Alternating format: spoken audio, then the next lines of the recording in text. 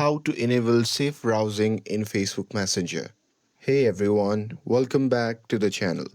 In today's video, I'll show you how to enable safe browsing in Facebook Messenger. So now without further ado, let's get started. So here first thing first, open the Messenger app on your phone and make sure that you're logged in to your account.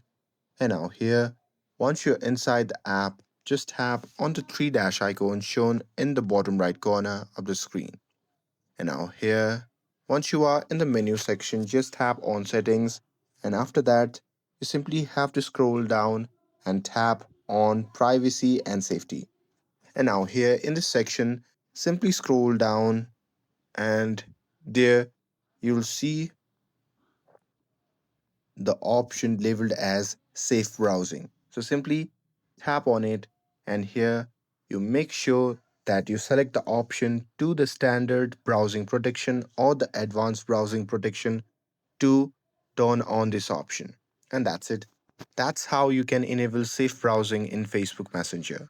With this, if you found this video helpful, then don't forget to like, share, and subscribe to get updated for more videos.